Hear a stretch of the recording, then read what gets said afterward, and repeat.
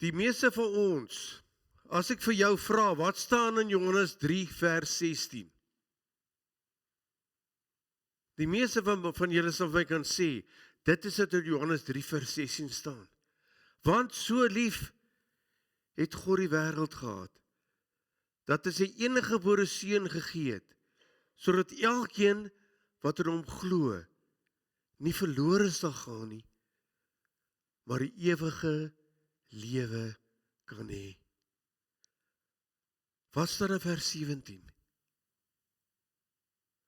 God het sy seun na die wêreld toe gestuur, nie om die wêreld te veroordeel nie, maar sodat die wêreld deur hom gered kan word.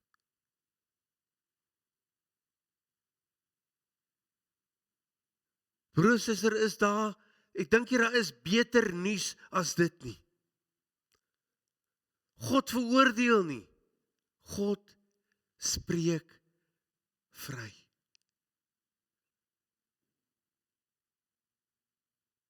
En die God kom volgens, die God wat vryspreek, die God wat vergewe, hy kom vanoggend en hy groet vir u, wanneer hy sê, my genade, my vrede, my krag, sal met elkeen van julle wees en bly. Nou dink 'n oomblik daaroor. Jy is vry. En hierdie God wat jou vry maak, gee sy seun, sy krag vir jou. Hoe kan ons dan anderste? Hoe kan ons dan anders as om die Here te loof en te prys? Sê maar, Here, u is werklik wonderlik. Kom ons doen dit deur te sê, o Heer my God, hoe groot is u. Kom ons staan en ons loof die Here met, o Heer my God, hoe groot is u. Vir ons as gelowiges, wat belangrik is wat die Bybel ons leer. As die Bybel dit nie sê nie, moet ons dit nie doen nie. Maar as die Bybel dit sê, dan moet ons dit doen. Dit is hoekom ons elke Sondag stil raak vir die woord van God, vir die Bybel. Want vir die Bybel ons leer, dit is belangrik. Maar ons as mense is dit baie keer moeilik om regtig te verstaan wat God in die woord vir ons wil leer. En vanoggend gaan ons kyk na Johannes 9. Waar Jesus, jy sien die tema van vandag se preek, as ons sien, kan ons nie stil bly nie. As ons sien, kan ons nie stil bly nie. Kom ons bid en vra die Here, soos vanoggend Johannes 9, ons gaan lees die eerste 12 verse. Kom ons vra, voor ons die stukkie uit die Bybel uit lees, kom ons vra dat die Here vir ons sal help om te verstaan wat hy vir ons wil sê. Kom ons bid saam. Here, wat 'n voorreg om u woord, die Bybel, in Afrikaans te kan hê. Te kan lees en te kan verstaan. Maar Here, ons gebed is vanoggend dat ons sal lees en sal verstaan en sal begryp en sal gaan doen wat U van ons vra.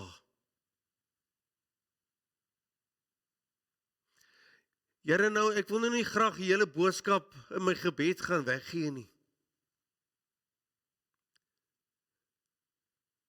Maar Here, ons was blind. Ons was vasgevang in ons sonde. En U het ons oë kom oopmaak. U het ons harte verhelder, dat ons die waarheid kan sien. Die waarheid, dat U vryspreek, dat U vrymaak.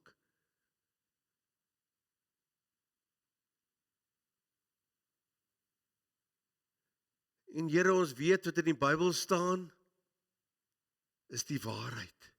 Dit het gebeur. Dit is nie iets wat opgemaak is of vir die duim gesuig is nie. Daar is feite, dit is feite, dit het gebeur. En Here, ons gebed is vanoggend dat U vir ons sal help. Dat wanneer ons hierdie stukkie uit die woord uit lees, dat U opnuut dit sal verhelder in ons harte, opnuut ons harte en ons geloofsoë sal oopmaak, dat ons kan sien wat U vir ons wil sê. Here, dat ek sal verdwyn en o Heilige Gees, dat U sal verskyn en dat U ook die naprediker van die woord sal wees, dat ons nie net hier in die kerkgebou oor U sal praat en na U sal luister nie, maar ook as ons hierdie gebou verlaat, by ons huise, by ons werke, by ons skole, of waar ons ook al beweeg, dat ons daar sal praat oor die goeie nuus, dat U verlos, dat U wat blind is, laat sien. Here, ek wil bid, want ons het nou vanoggend gehoor van Marie wat aansterk by die huis na 'n skoueroperasie. Here, so mag baie ander mense wees wat worstel met dinge. Party sit met mediese uitdagings. Party sit met emosionele uitdagings, finansiële uitdagings, en soos het ons baie uitdagings. Here, ons wil bid, dat U met die Gees vir elkeen van ons, vir ons wat worstel, vir ons wat gelukkig is, dat U vir elkeen van ons 'n vrede sal gee. 'n vrede wat alle verstand te bowe gaan, sodat ons die waarheid kan sien en volgens die waarheid sal leef. Here, werklik om praat vanoggend met ons. Ons wil graag hoor wat U vir ons wil sê. Here, laat elke woord wat ons spreek, elke woord wat ons sing, dat elke deel van hierdie diens U naam sal verheerlik, tot U eer sal wees, en tot ons verryking en verdieping van ons geloof sal wees. Amen.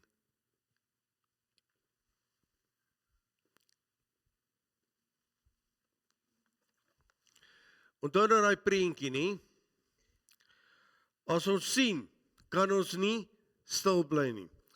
Johannes 9, vanaf vers 1.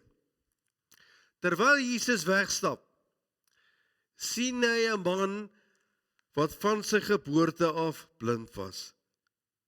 Sy disippels vra hom toe, Rabbi, deur wie se sonde is dit dat hierdie man blind gebore is? Sy eie of sy ouers se? En Jesus antwoord, dit is nie deur sy eie sonde nie, ook nie deur sy ouers se nie, maar hy is blind, so die werke wat God doen in hom gesien kan word. Solank as dit tog dag is, moet ons die werk doen van hom wat my gestuur het. Die nag kom, wanneer niemand kan werk nie. Terwyl ek in die wêreld is ek die lig vir die wêreld, sê Jesus. Nadat hy dit gesê, spoeg op die grond en maak met die spoeg 'n bietjie klei aan. Toe smeer hy die klei aan die man se oë en sê vir hom, gaan was jou in die Siloam bad. Siloam beteken die een wat gestuur is. Hy het gegaan en hom gewas, en toe hy terugkom, kon hy sien. Sy bure en die ander mense wat hom voorheen as bedelaar geken het, sê toe, maar is dit dan nie die man wat gesit en bedel het nie? Party van hulle het gesê, dit is hy, maar party het gesê, nee, hy lyk maar net soos daardie man. Dit is ek, het hy self gesê. Hulle vra toe vir hom, maar hoe het jou oë dan reggekom? En hy antwoord, die man met die naam Jesus, het 'n bietjie klei aangemaak, dit aan my oë gesmeer en vir my gesê, gaan na Siloam toe en was jou. En ek het toe gegaan, en my gewas, en ek kon sien. Waar is hy nou? Val hom toe. Ek weet nie, was sy antwoord. Ons lees tot sover.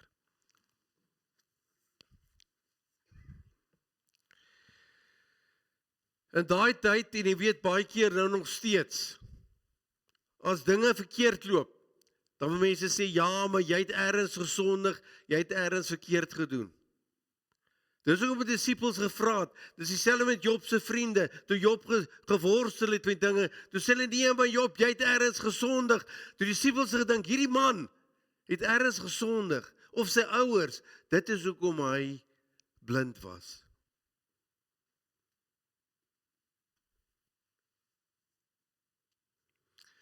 Daar word vertel van 'n man, wat by 'n blinde man gaan kuier het. Hy klop toe by die deur en die man sê, vriende, kom in. En hy gaan in. En hy hoor die man skeer met 'n elektriese skeermes. Maar dit is pikdonker. En hy roep toe na die man en vra, maar luister jy, hoekom skeer jy in die donker? Toe skielik tref het hom. Maar is 'n dom vraag. Die man kan nie sien nie. Die man antwoord hom, toe heel vriendelik en sê vir hom, nee my vriend, alles wat ek doen, doen ek in die donker. Ons vergeet dikwels dat ongelowiges geloofsblind is. En elke dag leef hulle in hierdie donkerheid, daardie donker wêreld.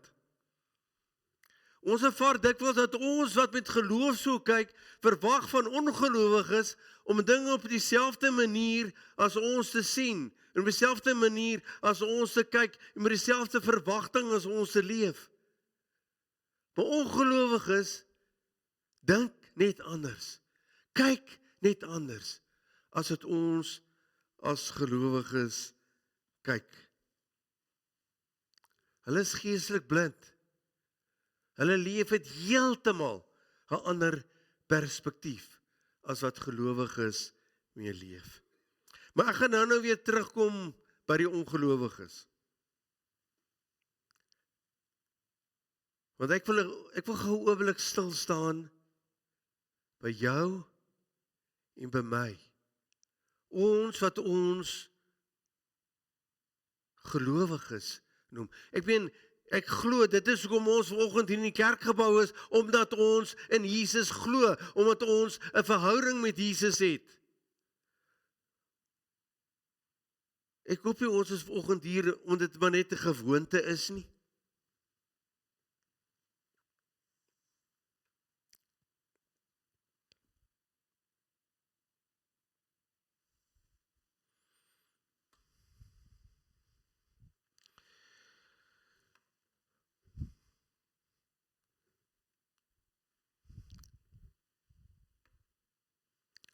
Ons wat sê, ek glo in Jesus. Ek het 'n verhouding met Jesus. Die Bybel leer vir ons, Filippense 2 vers 5, dat ons so daagliks meer en meer soos Jesus word. Daar word vertel dat een keer vir 'n beeldhouer gevra, hoe kry jy dit reg om met hierdie klip uit hierdie prent te maak? Toe sê net, maar ek kap alles weg, wat nie soos die prentjie lyk nie. So broer, suster, moet die Here alles in my en in jou lewe wegkap, wat nie soos hy lyk nie, want ons moet meer en meer soos Jesus begin lyk. Die heerlikheid, sê 2 Korintiërs 3 vers 18 vir ons, die heerlikheid wat van ons uitstraal, neem steeds toe. Dit doen die Here wat die Gees is.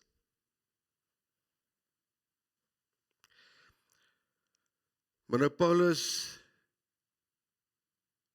het ook in 2 Korintiërs 3 vers 1 sê hy vir die Korintiërs, maar ek Ek moes soos met julle praat.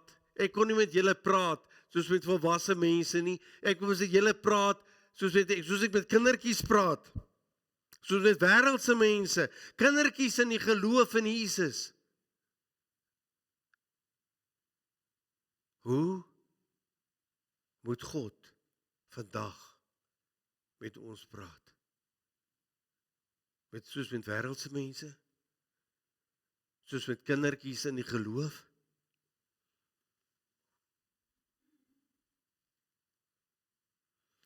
Nou die stelling van Paulus bring by ons 'n paar vrae. Die eerste vraag: hoe lyk jou lewe as 'n gelowige? Onthou, ek het gesê ons moet dieselfde gesindheid as Jesus hê. Onthou, Jesus het vir ons geleer, ons moet eers vir God lief hê en ons naaste soos onsself. Jesus het ons geleer. Handelinge 10 vers 34 kom Petrus agter, maar God is nie 'n aannemer van die persoon nie. Ons kan nie mense gaan voortrek en sê sekere mense is belangriker as ander mense nie. Ons moet almal gelyk behandel.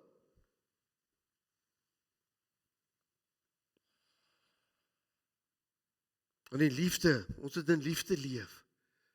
Want die liefde doen die naaste geen kwaad aan nie.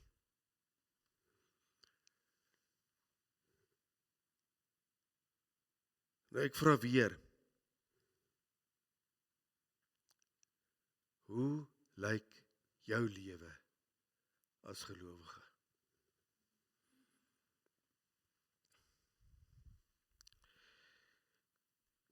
En nou moet ek vra jy my vergewe, want ek gaan nou baie voorbarig wees. Want ek dink, as ons eerlik is met onsself, dan staan elkeen van ons skuldig voor God. En broer, suster, ek staan voor in die ry. Ek staan voor in die ry. Ons elkeen staan skuldig voor God. Mariaan, ek wil graag vra, kan ons nou lied 238 sing? En ek wil vir julle vra, hoekom ek nou vra hierdie vers, ek wil vers 1, 3 en 5 sing. God is enkel lig. Here, voor u gesig is niks op aarde rein nie. Ons is bevlek, met skuld bedek, kan nie voor u verskyn nie. Heer, en dit is gehoor by die wotum, waar dan heen? Tot u alleen. U sal ons nooit begewe en nooit verlaat nie. Kom ons staan en sê, Here, ek is skuldig, vergewe my. Kom ons staan en sing die 238 tot lof van die Here. Nog 'n vraag waarvoor ons staan kom is, het ons die geloof van 'n mosterdsaadjie? U het gehoor in my gebed, het ek gesê, ons almal staan voor uitdagings. Nou baie van ons is miskien bietjie te skugter en te skaam, dat ander mense moet weet waarmee ek worstel, wat my uitdagings is. Ons almal het uitdagings.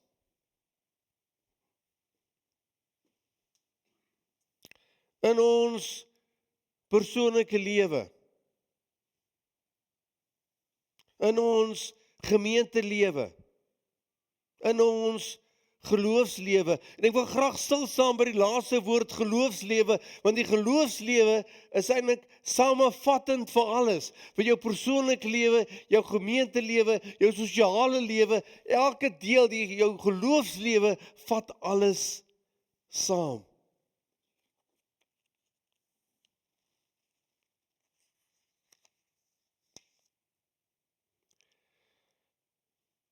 Nou wil ek 'n vraag vra, leef ons met 'n geloofsingesteldheid?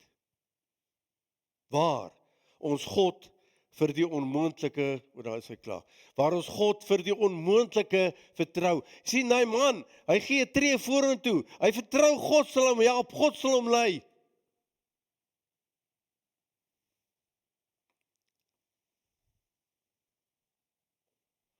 Leef ons met 'n geloofsingesteldheid waar ons ander gelowiges inspireer om ook vir God te vertrou en vir God te dien. Of as mense klaar by jou was, weggeloop van jou af, dan is hulle sommer depressief en moedeloos. Of inspireer jy mense om in die geloof vir God te vertrou?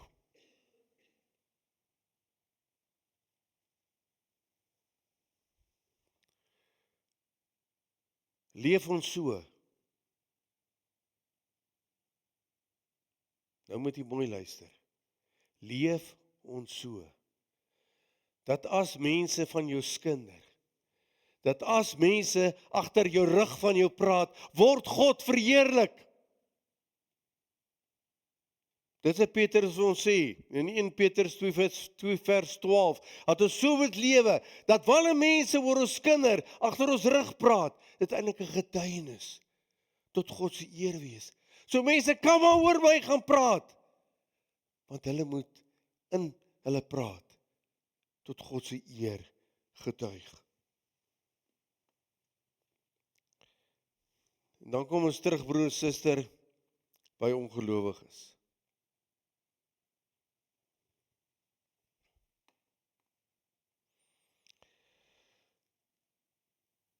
Nou broer, ek wil 'n stelling maak. Miskien gaan jy nie heeltemal saam met my stelling stem nie. Maar ek dink, ons kry Jesus mense en ons kry kerkmense.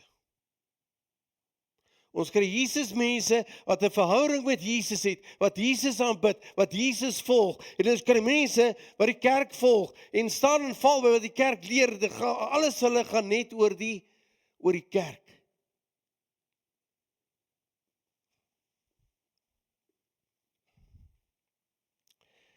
Baie kerkmense dryf mense weg van die kerk, weg van God af. Die evangelie boodskap wat ons moet deel, is die blye boodskap waarmee die woorde begin het, is dat God nie oordeel nie. God kom om vry te spreek. Maar baie keer as mense, sê maar ek struikel, ek loop nie af en ek struikel. Dan moet julle as gelowiges kom en my weer kom ophelp. Maar baie gelowiges, as iemand struikel, dan spring hulle op hom en trap hom verder in die grond in pleks van hom op te help.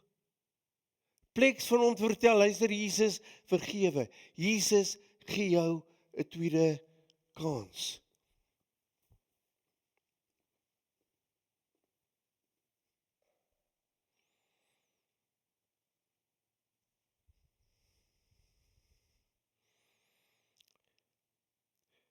Dit is die boodskap dat God vergewe, dat God 'n tweede kans gee, dat God jou genadig is.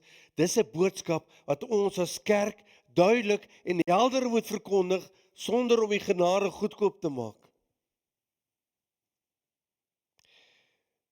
Nou die week in Volgvol het ons 'n Jesusweek gehad. Nou hierdie Jesusweek, ons noem dit 'n Jesusweek, is waar ons kinders vertel van Jesus, sodat hulle vir Jesus van jongs af kan leer ken. Ons tema vir die week was visvang vir Jesus. Ons het die kinders geleer, julle moet vir ander gaan vertel, Jesus is lief vir jou. Hy's lief vir my, maar hy is ook lief vir jou. En dit is wat ons as kerk moet doen. Ons moet uitgaan en die boodskap van God se liefde verder gaan dra.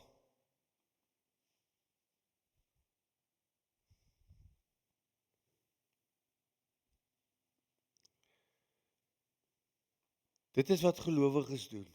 Veronderstel is om te doen. Hulle moet vertel. Want ek het is onder daai prentjie in die begin. As jy kan sien, kan jy nie stil bly nie. Hierdie boodskap is sodat jy wil amper op afspring van blydskap om die boodskap, ek kan nie stil bly oor wat Jesus in my gedoen het nie. Ek moet vertel. Almal moet dit hoor. Dat Jesus vir hulle lief is. so lief, dat hy vir hulle gesterf het.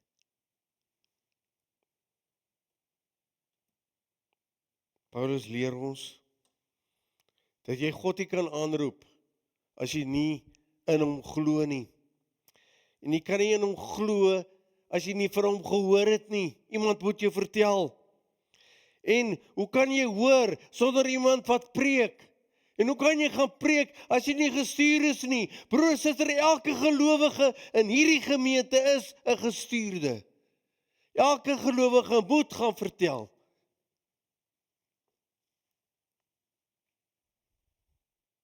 Oor die verlossing in Jesus Christus.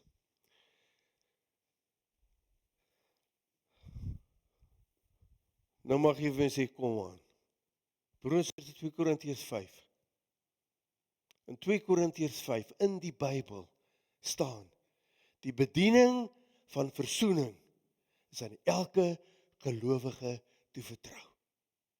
Daarom sê ek sê vir broer, ek praat nie goed dat die Bybels is nie.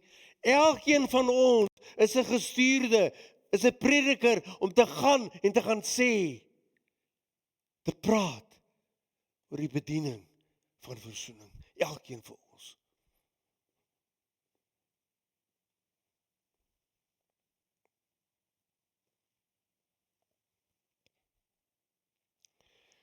Maar dan leeu van Juda asseblief.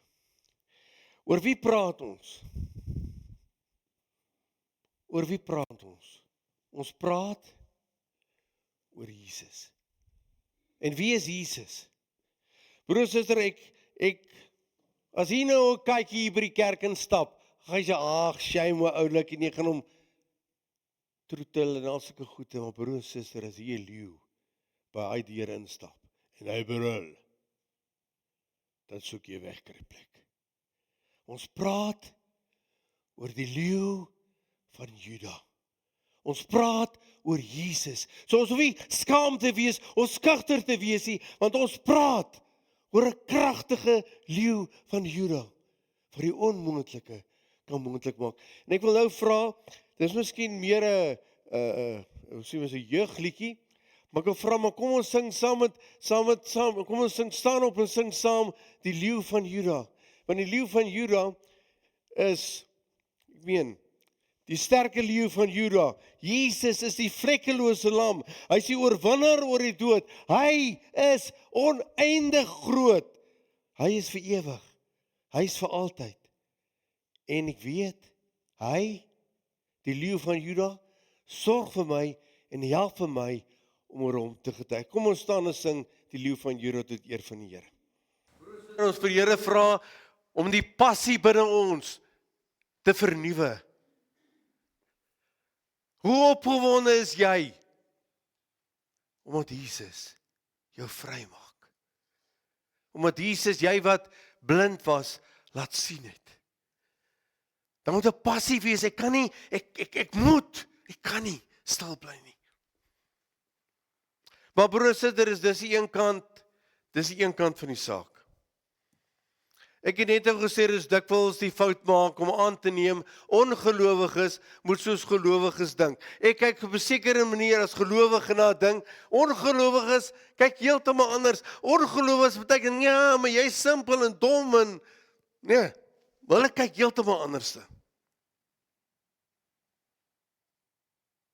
As ons wat gehoorsaam aan God wil optree, hulle kan nie verstaan hoe ons dink en optree nie. Vir ons as gelowiges is sekere dinge vanselfsprekend, om sekere dinge te doen, en op sekere manier te doen, 'n sekere manier op te tree. Nou broer en suster, ongelukkig is dit so, daar's niemand so doof en so blind soos hy wat nie wil sien nie en nie wil hoor nie. Hoe ek kan 'n perd tot by die water bring, ek kan hom nie maak drink nie. Dis ongelukkig die ander kant van die saak.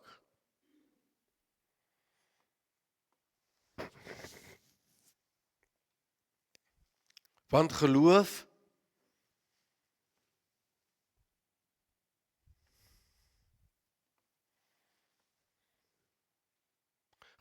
is 'n keuse.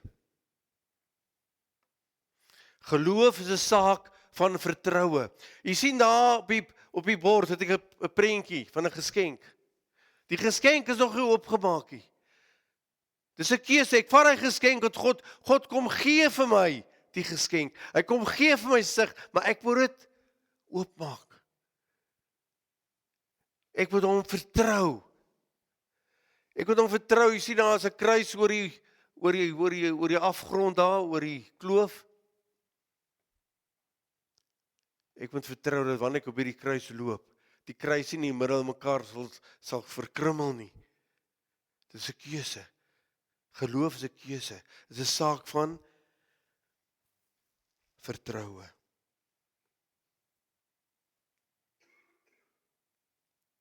Gelowiges is dit logies en vanselfsprekend om op 'n sekere manier op te tree en 'n sekere manier dinge te doen. Want ons kyk met geloofsoë na sake. Verander, mag dit dan wensdenkerheid lyk. Om God te vertrou dat hy my gaan genees. Om God te vertrou dat hy die moeilike ding vir ons as gemeente, vir my in my persoonlike lewe gaan waarmaak. Ander mag dink, nee, jy droom. Maar ons kyk met geloofsoë. Ons kyk met verwagting.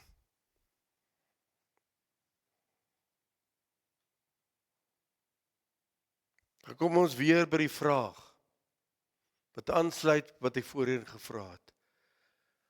Wat doen ek? Wat doen jy? As jy voor die onmoontlike te staan kom? Wat doen jy?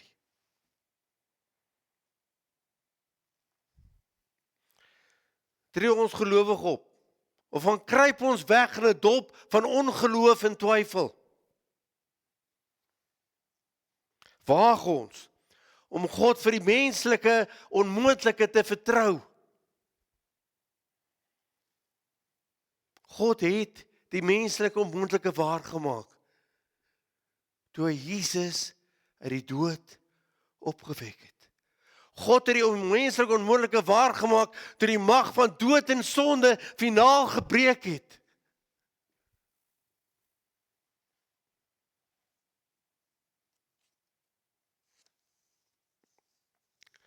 Johannes, toe ons oggend uit gelees het, Johannes was baie lief vir simboliek.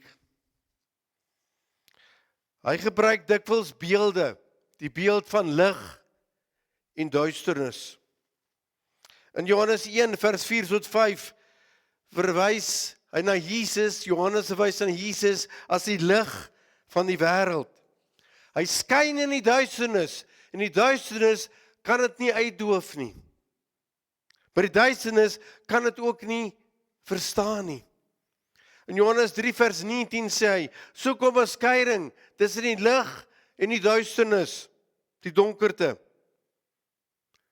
Maar tog het die lig gekom. Maar mense het eerder die duisternis liefgehad, want hulle dade was sleg. Nou broer en suster, dit is so moeilik in die dag, van die son skyn. Maar in die nag, as ons hier in die kerkgebou 'n lig aansit, weg is die donkerte. Lig en donkerte kan nie dieselfde plek op dieselfde tyd wees nie. Lig verdryf duisternis, verdryf donkerte. Dus daai prentjie kan jy sien. As jy die deur oopmaak, verdryf word die donkerte verdryf. In Johannes 8 vers 12 verklaar Jesus dat hy die lig van die wêreld is. En die wat hom volg, sal nie in die duisternis wandel nie, maar sal in die lig lewe. In 9 vers 5, terwyl Jesus en disippels die man ontmoet Want blindgebore is, verklaar hy, terwyl ek in die wêreld is ek die lig van die wêreld. Dan gaan die lig van die wêreld voort, om sig te gee aan 'n man wat in duisternis gebore was. Eers gee hom fisies sig. Ons het die volgende dit gelees in die einde van die hoofstuk, gee ook vir hom geloofsig, geestelike sig. In teenstelling met die blinde man, wat sig gekry het, fisies en geestelik, aan die einde van die hoofstuk, bly die fariseërs in hulle donkerte vasgevang.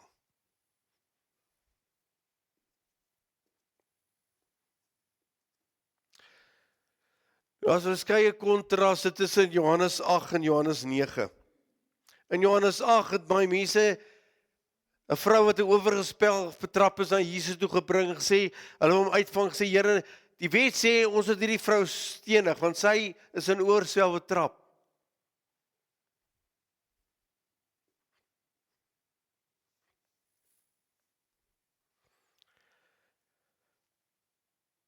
In Johannes 8 sien ons Christus as die lig, wat die duisternis openbaar, die duisternis van die fariseërs openbaar.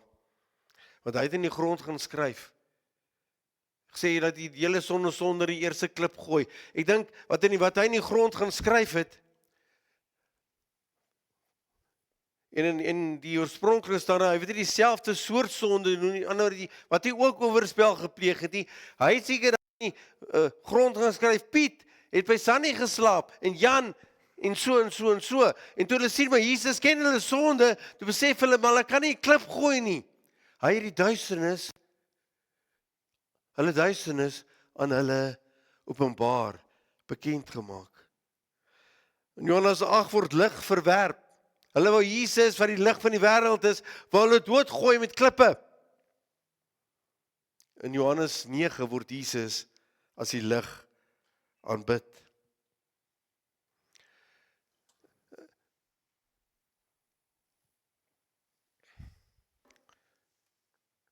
Johannes 8 het klippe opgetel om Jesus dood te gooi.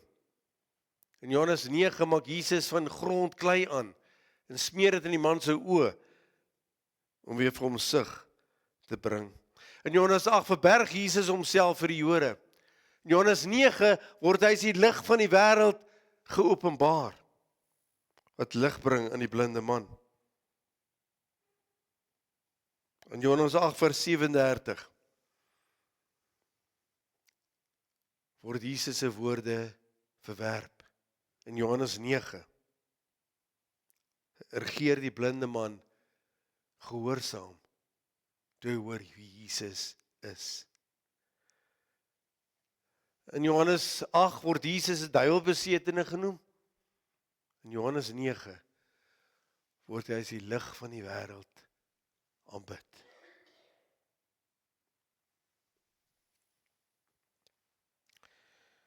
Broers, is die eerste 12 verse. Eerste 12 verse van Johannes 9 se boodskap is: aangesien Jesus die almagtige verlosser is, wat blinde se oë kan oopmaak tot God, vir God se heerlikheid, moet ons moeite doen om mense na Jesus toe te lei en hulle oë oop te maak, dat hulle uit die duisternis in die lig kan kom. Ons kan met vrymoedigheid getuig, want broers, het ek nou nog vir gesê, Jesus is nie 'n katjie nie. Hy is die leeu van Juda. Daarom kan ons met vrymoedigheid getuig. Daarom kan ons God vertrou, weer 'n passie in ons hart te sit, om mense van hom te vertel, om mense te help om uit die duisternis in die lig te kom. Kom ons bid saam. Here, baie dankie. Baie dankie dat Jesus, dat U die leeu van Juda is. Here, baie dankie dat U kragtig en sterk is. En dat U beloof het, U sal ons nooit alleen los. U sê elke tree van die pad saam met ons loop. Daarom kan ons met vrymoedigheid en opgewondenheid gaan getuig oor U wat die lig vir die wêreld is. Here, ons wil nie stil bly nie. Ons wil praat in hierdie gemeente, praat in hierdie gemeenskap, praat in hierdie provinsie, in hierdie land, in die wêreld wil ons praat. Jesus, oor U, wat die lig is, oor U, wat duisternis verdryf en lig bring. Here, ons wat sien, ons weier om stil te bly. Ons wat sien, ons wil oor U praat. Amen.